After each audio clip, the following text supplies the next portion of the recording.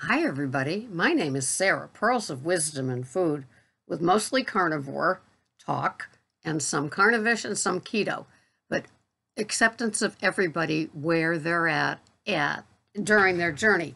Some of us get to a certain place, they put the label above their head, so they say, I belong to tribe such and such, and it just gives them the acceptance that they want, that sense of the tribe. They find a few Facebook pages that, you know, where people have the same opinions, do the same things, work on, certain things, and it all works out nicely.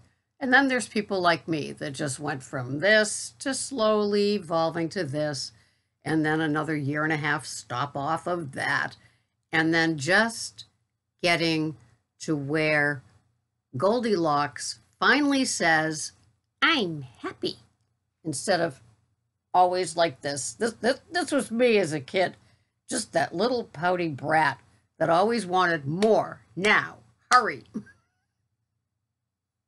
Oh, yeah. The child of the alcoholic that doesn't get, the regular stuff that kids are supposed to get. So they start putting demands and I need, I want, you must. What a brat. Anyway, I'm glad to be here, all in one piece, at almost 70 years old. I had my cuppa. I had actually Dave Asprey's Bulletproof French Kick coffee today. It's on sale at Whole Foods, don't you know? And so I treated myself to a box, and before it goes off of being on sale, meaning on sale in the store, and then if you have Prime, it's another 10%, so it makes it worth it. And some of my Vita Cups cost a whole lot more than his stuff. One of the first things that he did teach me, and Dave Asprey did teach me an awful lot about food. Sometimes now he's a little woo-woo, but as far as like getting to the good place of eating the good foods, he did talk about a typical coffee maker. There could be beans that are just sitting there in some warehouse getting moldy, and that it wasn't happening with his bulletproof coffees. And he said to always aim towards organic because they care a little bit more about their beans and how it's all processed into the stuff that a lot of us can't go without. I want my good coffee strong, and I want it now. It's not easy being a Goldilocks, but I try to handle it the best I can. I was not to the manner born. Nobody's left me anything. I've worked for whatever box of coffee I can get. And, it's been a great journey. And I think that hard-earned, hard-fought-for things, just like our journey to being less of us body-wise, is a huge point for a lot of us, right? Before I die, I want to, and then you fill in the blank, right? For some people, it could be without my cholesterol medication, or off my blood pressure, or have the scale get me out of being in the 200s down to Wonderland, ONE. And, we all have silly little before I dies things that we want.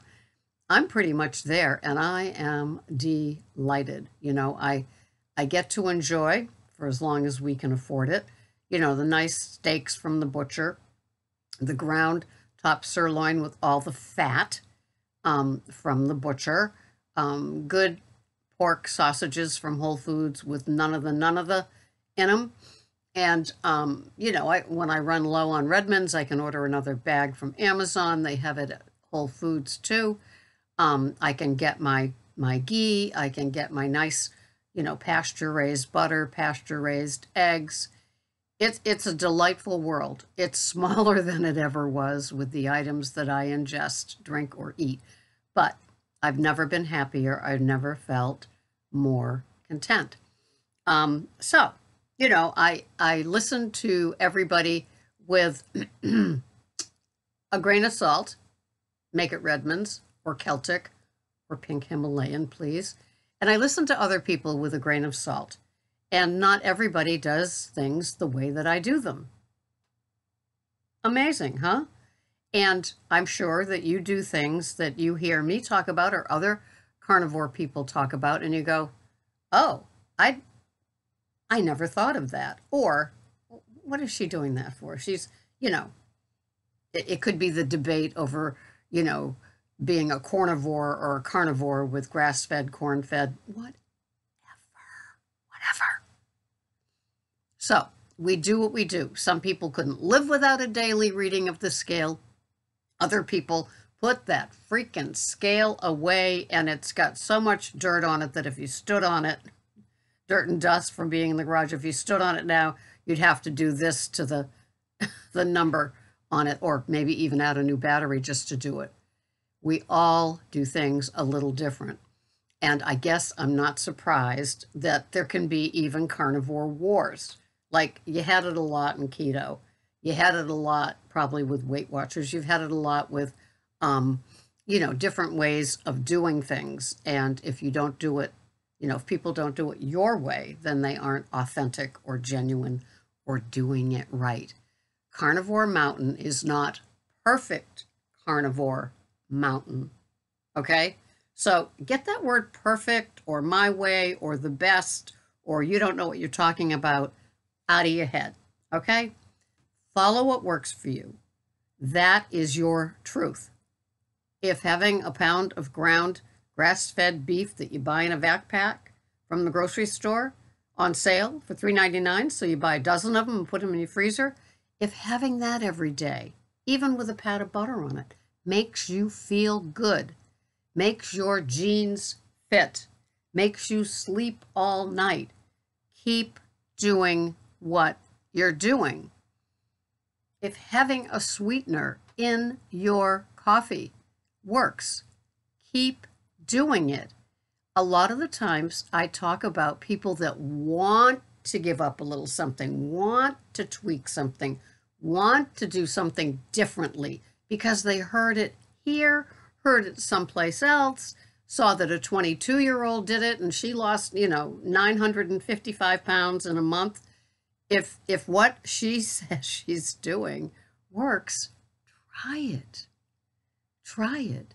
This channel is about loving the ordinary, doing it every day, getting your food items to a simplistic level where you're not making yourself crazy and you're not beating yourself up because somebody else can keto-fy a glass of water and still lose weight. Yeah, I'd like to be them. Yeah, I could be their mother or their grandmother. And it's just, you know, the ship has sailed on a lot of things by the time you get to be an older person. So put down the bat,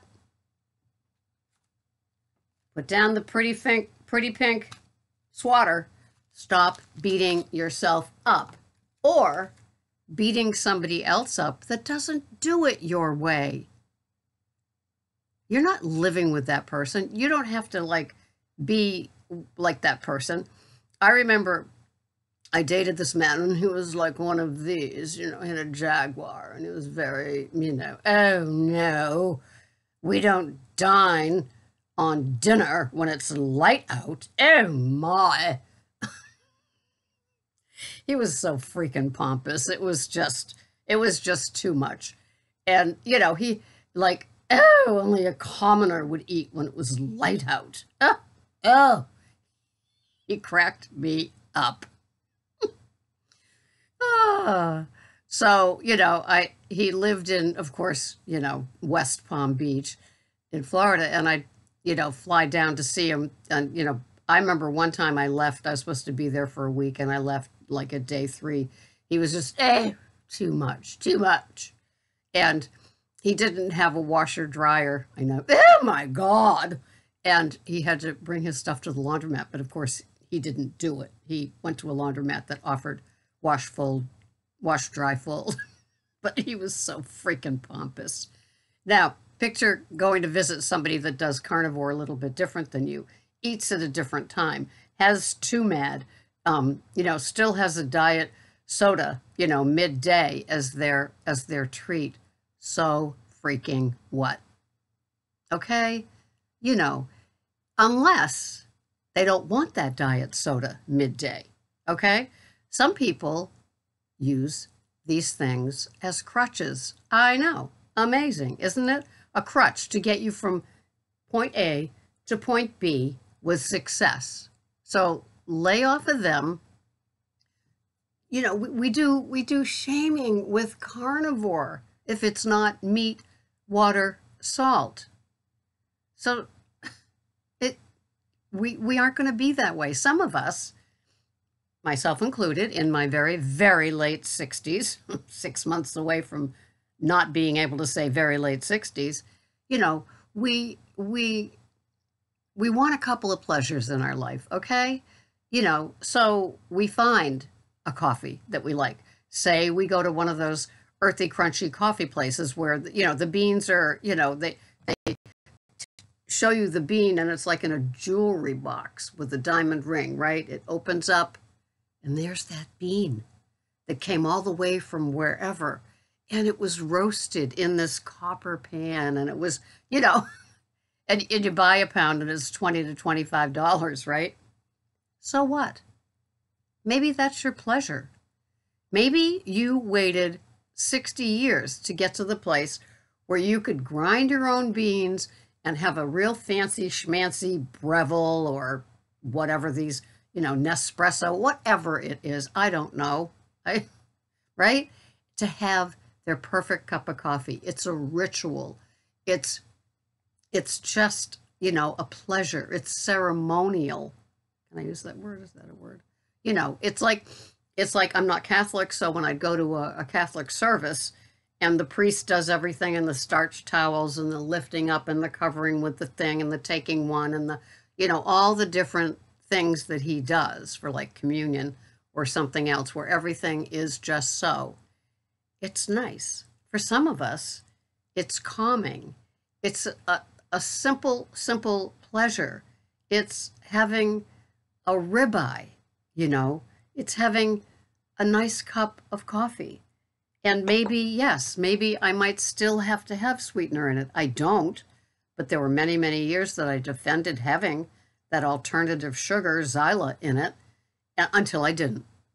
Okay? But I'm not going to go on the road and, you know, on the podium and denounce anybody that's still having a pink packet in their coffee. Well, who the F am I, right? So, who the foodie? That's the F word. And so, you know, everybody lay off of the other people that aren't doing it your way. You know, like Dr. Phil would say, how much fun are you to live with? Okay? Enjoy what you have. Be nice to yourself. If you're being nice to yourself, like with a $25 pound of coffee that needs to be in a display case and not in your belly because it's so perfect, and you get you get the airtight canister that you put the $25 worth of coffee beans in and it fits, right? You know, come on. It's nice to be that way. Enjoy that. If you are at that place, if you are Goldilocks to the extreme, then enjoy that. But don't think that the rest of the world is supposed to do it your way to be authentic carnivore. Stop it. You're being more bratty than I was about myself as a kid, as a little fat child, wanting more fatty things to eat, you know, or sugar. So enjoy it. If you're at a place in your life that you can afford a 25-pound bag of coffee beans from an earthy, crunchy place where, you know, they need your last name to give a Corey check to make sure that, you know, you're legally bound to buy it, enjoy that. But don't think that the rest of us are supposed to do that. If you're doing the simplest of carnivore, you could be doing the simplest of carnivore because you were looking for simple. You were so done with, you know, the recipes and the must-dos and the, you know, pantry filled with all these obscure ingredients just in case you might need them for something, you know, some recipe. And you've gotten down to the just meat, just eggs, sometimes dairy. I have my cuppa and I have it the way that I like it. I'm able to buy a good water. You know, I like to buy the mineral waters. I'm able to buy them and enjoy them. They're a treat. It's not like how I drank Coke, where I'd like glug, glug, glug, 18 ounces of it, where it says serves 3 on the label, at one seating. No. When you've gotten to a place where the things are nice and orderly, your body feels better, the scale may move, who knows, maybe you don't use it, but to where you're doing your carnivore your way, okay? You're having coffee. So somebody that beats you up about having coffee while being carnivore, right? Enjoy where you are. Life is too short to be shamed by somebody that's doing it different than you, to think that you need to do it different because you listen to too many of them and you start getting wonky. Doing carnivore is not a keto recipe where if you leave out one thing, it might not work. Doing carnivore is finding something that works your way. It's nice and simple. It's good meats, the best you can buy. If you can't get top of the line, oh well. I look at it and I say, I was a sugar and carb addict. I was an alcoholic. I smoked cigarettes. I proved each and every day how much I didn't care about my body. And now here I am, having a steak from the butcher, having, French kick coffee with no mold in it. And I'm going to beat myself up because I put keto in it or butter, or heaven forbid, I put a little coconut oil in a pan to heat up something, when I don't use butter. Do you think, really, come on, people.